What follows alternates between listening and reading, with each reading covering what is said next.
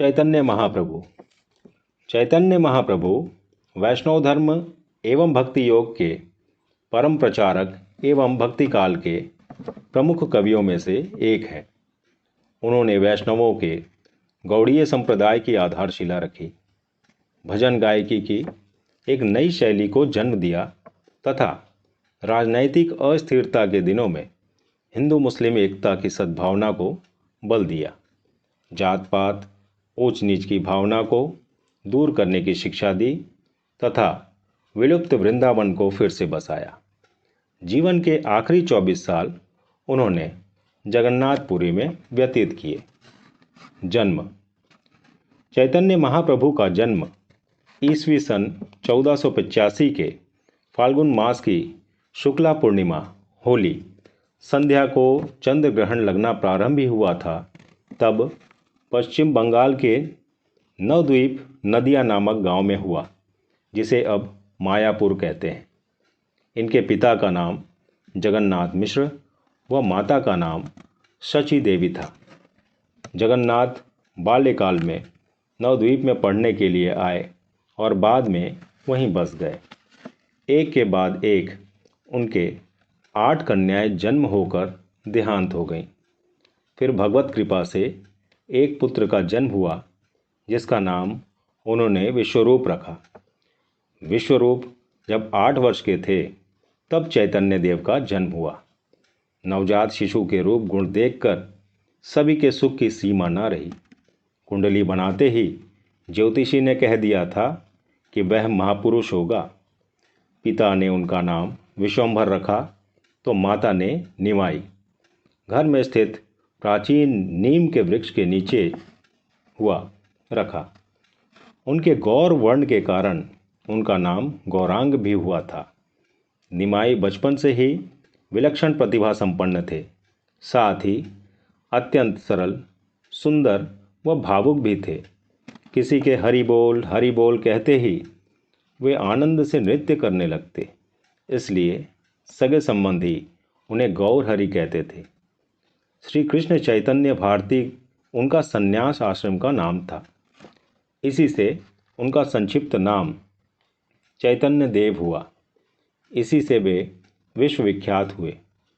बचपन में वे बहुत ही नटखट थे। क्रीड़ा प्रिय बालक की लीलाओं को देखकर हर कोई हतप्रभ हो जाता। शिक्षा और विवाह। 5 वर्ष लगने पर निमाई का विद्यारंभ कराया गया। बाल्यकाल से ही निमाई सुदृढ़ बलिष्ठ शरीर तथा कुशाग्र बुद्धि से संपन्न था। बीच बीच में निमाई की एक ऐसी अवस्था, अस्वाभाविक अवस्था हो जाती जब तब उसकी बाह्य संज्ञा का लोप हो जाता। अपने भाई विश्वरूप ने संन्यास के लिए गृह त्याग करने पर निमाई के स्वभाव में बड़ा परिवर्तन आया। वह पढ़ाई में अधिक ध्यान देने लगा। 9वें वर्ष में पिता ने उनका उपनयन कर दिया। पिता के देहांत के बाद वे शोकातुर माँ की सेवा पर विशेष ध्यान देने लगे। पाठशाला की पढ़ाई समाप्त कर निमाई गंगादास पंडित की टोल में व्याकरण तथा पंडित महेश्वर विशारद की टोल में न्याय शास्त्र की शिक्षा ग्रहण करने लगा। बहुत कम आयु में ही निमाई न्याय व व्याकरण में पारंगत हो गए थे। निमाई की पढ़ाई पूरी होने पर उन्होंने कुछ समय तक नदिया में अपनी पाठशाला आरंभ की और छात्रों को कलाप व्याकरण पढ़ाने लगे। शीघ्र ही उनकी विख्यात अध्यापक के रूप में उनकी ख्याति फैल गई। लोग उन्हें निमाई पंडित कहने लगे। 15-16 वर्ष की आयु में उनका विवाह लक्ष्मी देवी के साथ हुआ। निमाई जब अपने पिता के जन्म स्थान पूर्व बंगाल के श्रीहट्ट गए तब लक्ष्मी देवी को सर्पदंश से मृत्यु हो गई। सबके अनुरोध पर निमाई नवद्वीप के राज पंडित सनातन की पुत्री विष्णुप्रिया के साथ दूसरे विवाह के लिए राजी हुए। दीक्षा।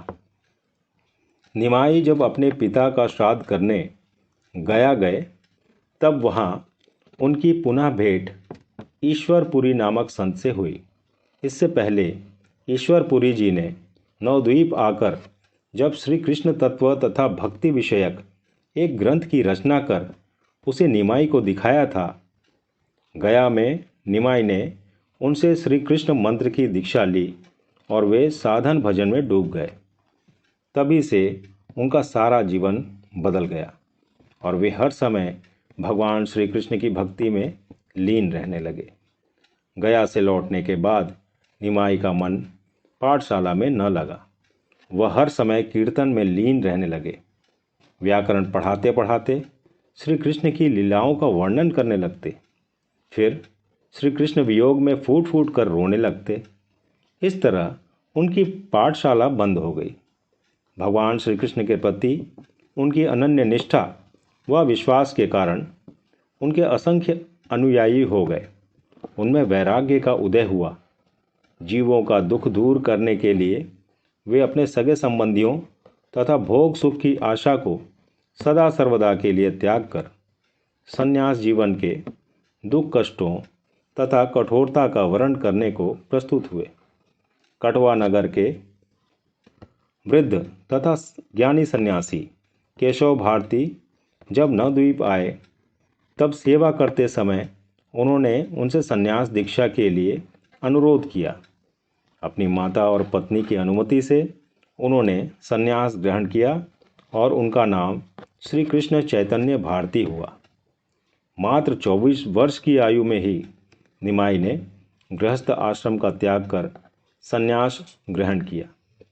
गुरुदेव के मुख से महावाक्य श्रवण करने के पश्चात मनन तथा निधिध्यासन करते ही उन्हें समाधि लग गई।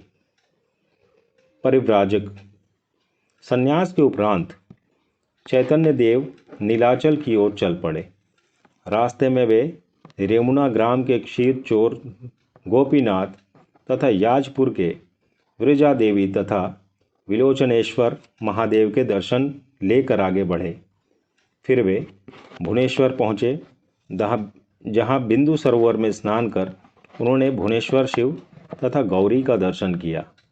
फिर साक्षी गोपाल के दर्शन ले पुरी की ओर आगे चलते चलते उन्हें पुरी के जगन्नाथ मंदिर की पवित्र पताका दिखाई पड़ी। वे आनंद से भूमि पर लौटकर प्रणाम करने लगे। मंदिर देखते ही उनके अंदर का प्रेम समुद्र हिलोरें लेने लगा। दौड़कर उन्होंने मंदिर के भीतर प्रवेश कर दारू ब्रह्म के दर्शन करते ही वे भावावेश में बाह्य ज्ञान खो बैठे। उनकी अवस्था देख राजा के सभा पंडित वासुदेव सार्वभौम उन्हें अपने घर ले गए। सार्वभौम के पास चैतन्य देव का वेदांत अध्ययन प्रारंभ हुआ, पर उनकी व्याख्या से चैतन्य देव सहमत नहीं हुए। उनके आह्वान पर चैतन्य देव सहज सरल भाषा में व्याख्या करते हुए सगुण ब्रह्मवाद और भक्ति उपासना का प्रतिपादन करने लगे।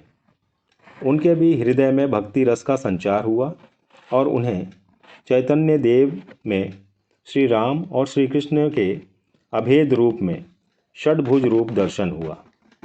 गुरु शिष्य और शिष्य गुरु बन गए। सार्वभौम के साथ भक्ति और भगवत तत्व की चर्चा में निमग्न रहते हुए चैतन्य देव अतीव आनंदपूर्वक पुरी में निवास करने लगे। उड़ीसा के सूर्यवंशी सम्राट गजपति महाराज प्रताप रुद्रदेव ने चैतन्य देव को भगवान श्री कृष्ण का अवतार माना और वे उनके अनन्य भक्त बन गए। श्री जगन्नाथ दर्शन, समुद्र स्नान, महाप्रसाद भिक्षा, भजन कीर्तन, भगवत चर्चा तथा ध्यान धारणा में विभोर सन्यासी का जीवन परम आनंद में व्यतीत होने लगा। तथापि कुछ साल बाद उनके मन में दक्षिणी भारत के तीर्थों का दर्शन करने की इच्छा हुई। तीर्थ भ्रमण।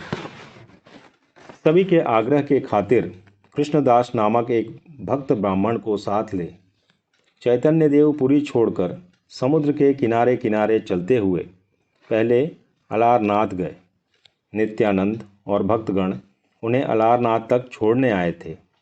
उसके बाद वे गंजाम जिले के कुर्म क्षेत्र सिंहाचलम तीर्थ में नृसिंह देव का दर्शन लेकर गोदावरी तट पर स्थित विद्यानगर पहुँचे। वहाँ का शासन रामानंद राय चलाते थे। चैतन्य देव से शास्त्र चर्चा कर वे भी उनके चरणों में गिर पड़े। ज्योतिर्लिंग मल्लिकार्जुन, नृसिंह का अहोबल, स्कंद क्षेत्र, त्रिमठ, वृद्धकाशी, तिरुपति, कांचीपुर, श्रीरंगम, कामकोष्ठीपुर, मदुरई, सेतुबंद रामेश्वर, कन्याकुमारी, पद्मनाभ, श्रृंगेरी, उडुपी आदि तीर्थस्थलों का दर्शन कर मलाबार से वे समुद्र किनारा पकड़कर उत्तर पश्चिम की ओर बढ़ते हुए क्रमशः पंढरपुर पहुँचे। भीमा नदी में स्नान करके उन्होंने भगवान विट्ठल का दर्शन किया। वहाँ प्रेमाविष्ट होकर उन्होंने नृत्य कीर्तन किया और उनका भगवत प्रेम देखकर सबका मन विस्मित हो गया। वे प्रतिदिन प्रातःकाल भीमा नदी में स्नान करके विट्ठल का दर्शन करते और उन्हें प्रणाम, प्रदक्षिणा, स्तव प्रार्थना तथा भजन कीर्तन करके अंतर में परम आनंद पाते। कभी कभी भावावेश के समय उनकी देह में सात्विक विकार प्रकट होते और उसे देख वहाँ उपस्थित लोगों के विस्मय की सीमा न रहती। वहाँ के बहुत से लोग उनके अनुगत हो गए। तदुपरांत महाप्रभु कृष्णवेणी नदी के तट पर आए और वहाँ के विविध तीर्थ और मंदिरों का दर्शन किया। फिर ताप्ती नदी में स्नान कर वे महेश्वर आए। त्र्यंबक, नासिक, सौराष्ट्र, सोमनाथ, गिरनार, सुदामापुरी, द्वारका, खांडोबा, भुसावल के निकट किष्किंधा में स्थित पंपा सरोवर देखकर विद्यानगर होते हुए 2 साल दक्षिण भारत की यात्रा कर वे नीलाचल लौट आए। चैतन्य देव ने देश में सर्वत्र त्याग वैराग्यपूर्ण तत्व ज्ञान मूलक सहज सरल अनाडंबर उपासना प्रणाली तथा भगवान के नाम महात्म्य का प्रचार किया। वृंदावन धाम जाने हेतु चैतन्य देव गोपनीयता पूर्वक राजपथ छोड़ ग्राम्य पथ से चल पड़े। काशी, प्रयाग, अग्रवन, आगरा के निकट कैलाश तीर्थ आदि स्थानों का दर्शन कर वे गोकुल पहुँचे। वहाँ से राधा रानी की जन्मस्थली राउल, मथुरा में कृष्ण जन्मभूमि, राधा कुंड, श्याम कुंड, गोवर्धन, काम्यवन, बरसाना, नंदग्राम आदि लीला स्थानों का दर्शन कर उन्हें बाह्य जगत का विस्मरण हो जाता। उन्होंने अपने साथियों की मदद से श्री कृष्ण के लीला स्थानों की खोज की। साधु, गणमान्य पंडित तथा ब्रजवासियों की मदद से लुप्त तीर्थों का उद्धार किया और वे पुरी लौट आए। लीला संवरण। श्री कृष्ण लीला की अनुभूति के फलस्वरूप उस समय उनकी अंतर्दशा थी। देहबोध का पूर्णतः लोप हो चुका था, अतः वे बाह्य संज्ञा रहित थे। अद्भुत प्रेम के उद्दाम वेग के फलस्वरूप उन्हें नर काया धारण रख पाना असंभव सा हो गया था। 48 वर्ष की आयु में 1533 ईस्वी वे मानवीय लीला का संवरण कर चिरकाल के लिए अपने इष्ट के साथ मिलित हुए। किसी मतानुसार रथ यात्रा में कीर्तन के समय भावावेश में गिर जाने के कारण उनके शरीर पर काफ़ी चोट आ गई थी, अतः उन्हें गुंडीचा भवन के समीप रखा गया। बाद में उन्होंने उसी अवस्था में देह त्याग किया और गुंडीचा भवन में ही उनकी पूत काया को समाहित कर दिया गया। एक अन्य मतानुसार वे भावावस्था में जगन्नाथ जी का आलिंगन कर उन्हीं में विलीन हो गए। फिर कुछ और लोगों का कहना है कि उन्होंने भावावेश में अपने परम प्रिय गदाधर पंडित की कुटिया में देह त्याग किया और वही गोपीनाथ विग्रह के समीप उनके पवित्र शरीर को समाहित किया। जय श्री राम कृष्ण।